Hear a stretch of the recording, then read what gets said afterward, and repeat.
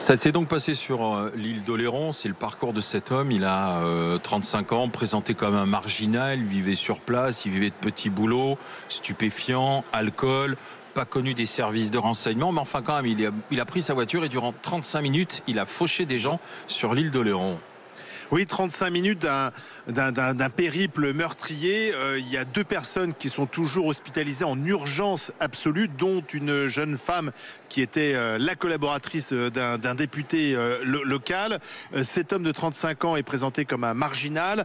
Il aurait crié Allah Akbar au moment de son interpellation. Une interpellation d'ailleurs assez musclée parce qu'il n'a pas voulu se rendre. Il voulait d'ailleurs mettre le feu à son véhicule. Il y avait des bonbonnes de gaz à l'intérieur de la voiture. Heureusement, elles n'ont pas explosé. On s'aperçoit aussi que chez lui, on a retrouvé quand même des références religieuses, même si effectivement, il n'y avait pas de signe de radicalisation. Il y a aussi, semble-t-il, un problème d'alcool, de drogue, sans doute aussi des troubles psychiatriques qui pourraient expliquer ce passage à l'acte, même si il y a un acte quand même volontaire. Hein. Il est d'ailleurs poursuivi pour assassinat. Il a voulu faire le plus de mal possible en renversant des piétons, des cyclistes et donc cette joggeuse. Le ministre de l'Intérieur était sur place hier. Alors c'est vrai qu'on ne dit pas attentat terroriste. Le parquet antiterroriste est en observation, mais il n'a pas été saisi. Et toi, Emmanuel, c'est ça qui te choque? Oui, oui, l'île d'Oléron, la douceur de vivre, les fruits de mer, un petit coin extraordinaire, et cet attentat ignoble, absolument impardonnable, et maintenant un décalage incroyable entre les actes et l'attitude des autorités qui se couchent derrière de fausses ambiguïtés. Qu'est-ce qu'on veut de plus? Il a fait ce cri revendicatif. Pendant sa garde à vue, il a concédé qu'il s'était converti et que son Dieu lui avait demandé de faire un geste. Donc pour toi, c'est un attentat islamiste? Il n'y a aucune ambiguïté, mais il y a une lâcheté des autorités. Pourquoi? À nommer les choses. Comme le disait le maréchal de Latte de Tassigny, les seules maladies dont meurent les nations sont les maladies de la volonté. Donc attentat terroriste pour Emmanuel. Il faut arrêter de se cacher derrière son petit doigt. Évidemment, c'est ce qu'on appelle un djihadisme d'atmosphère. Il n'y a aucune ambiguïté, mais les autorités sont lâches de se coucher comme ça sur la cocotte minute. Joël Dagosseri. Bon, premièrement, moi, ça me rend très triste parce que j'ai de plus en plus conscience que les actions quotidiennes, aller faire ses courses, des choses où tu te mets pas en danger normalement, et ben tu es, t'es pas à l'abri nulle part. Moi, par exemple, j'évite, bon, je le faisais déjà, mais je me recule encore plus sur le quai du métro parce que tu sais pas, il y a des pousseurs. J'arrête pas de donner des recommandations à ma fille. Je pense qu'elle en peut plus parce qu'elle se dit mais elle est complètement folle. Mais parce qu'en fait, le moindre acte quotidien maintenant peut être synonyme de drame, et ça c'est horrible. Ensuite, je suis d'accord avec ce qu'a dit Emmanuel. De toute façon, si tu fais un acte comme ça, savoir est-ce que c'est un dérangé ou est-ce que c'est un terroriste, enfin je vois pas le truc, parce que déjà pour moi un terroriste c'est un dérangé, comme si un terroriste c'était quelqu'un de très sain d'esprit, complètement équilibré. Non, ça ne l'est pas. Donc c'est à partir du moment où il a déclaré qu'il s'est converti. Alors peut-être que bien sûr cette personne-là s'est pas convertie en toute logique, etc. Il ne correspond pas au profil Daesh ou Al-Qaïda, c'est ce qu'on veut dire. Oui, je me demande pourquoi on dit ça.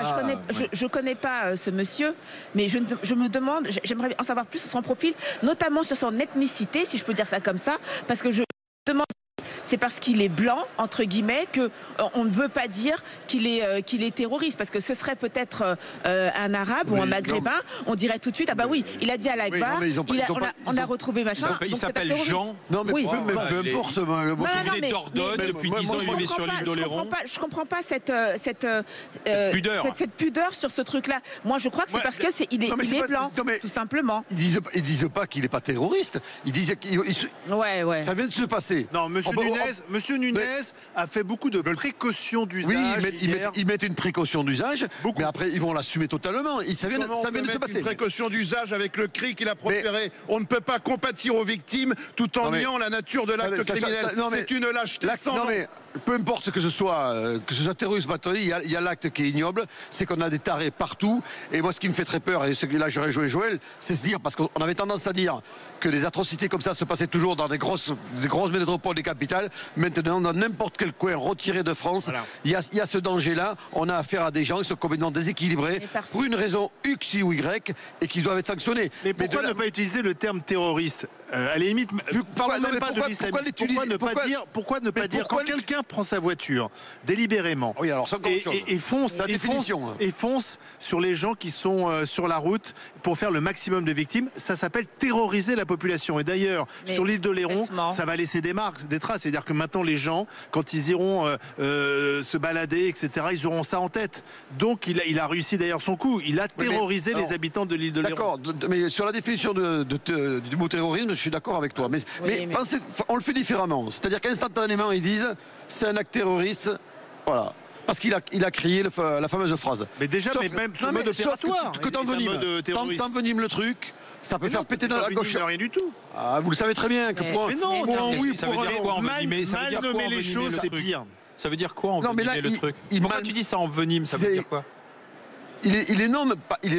Ils attendent d'avoir la certitude. Il y a un grand décalage entre les propos lénifiants et couards des autorités et la perception des Français. 95% des Français savent immédiatement que c'est un acte terroriste. Je le répète, si ce monsieur avait un profil maghrébin, je t'assure qu'il n'y aurait pas eu d'hésitation sur ça. On se serait dit, il a un profil maghrébin.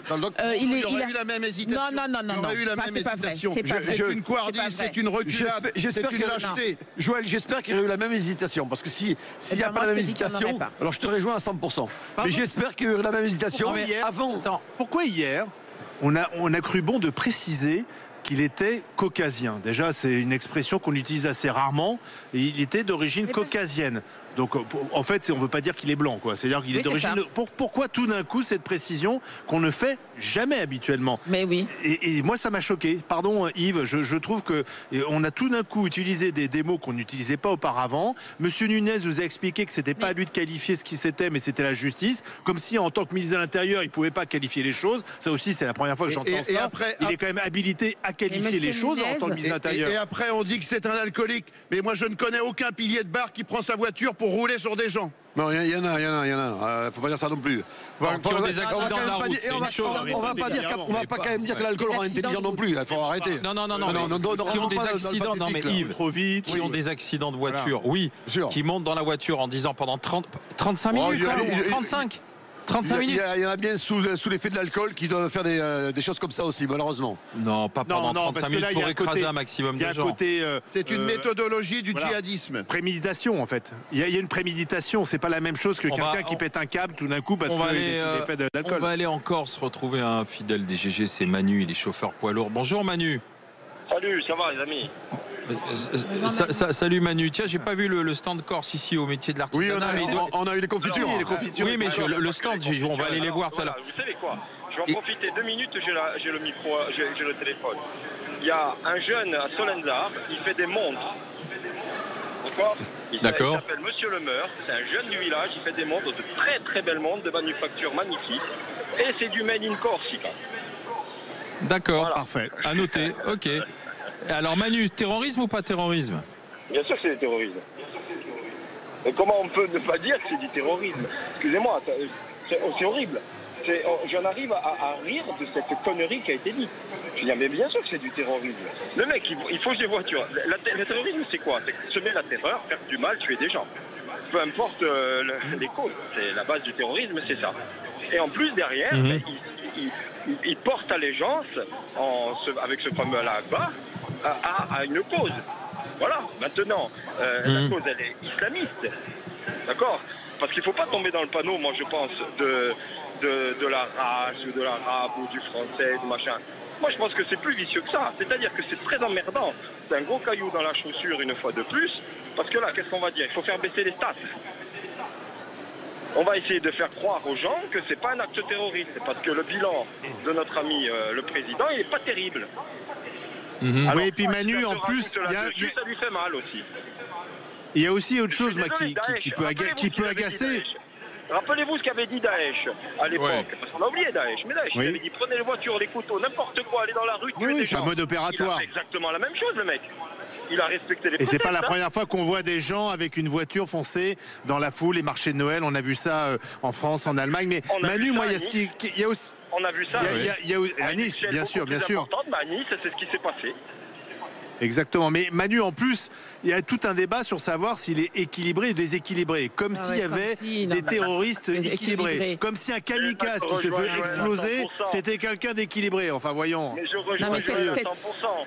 Je C'est rejoins Joël à c'est cette 100%. distinction Comment que on peut je dire- comprends pas, en fait. Voilà. Et Allez-y, comment Manu, on peut allez-y, dire- Manu. Alors, c'est simple. Avec cet argumentaire-là, ben, c'est sûr qu'on a beaucoup moins de terroristes. Parce que le mec, il n'avait pas son brevet d'études, il parlait pas correctement, il faisait des fautes. Oui, c'est ça. de Quels sont les grammaire, critères? Ah non, alors c'est pas un terroriste. Alors c'est sûr que comme ça, on va en avoir beaucoup moins des terroristes. Alors là, celui-là, l'argument, il est exceptionnel. Les mecs qui font ça, ils sont sains d'esprit. Il faut arrêter les conneries, quoi. Et quand Manu, on- merci d'avoir été dans les GG, Manu. À bientôt pour de nouvelles discussions. Merci, les amis. Au revoir. Ouais, Manu, Ciao. À ouais, bientôt. merci Manu. Quand on pense que ce sont des pseudo-experts qui nous racontent ces conneries,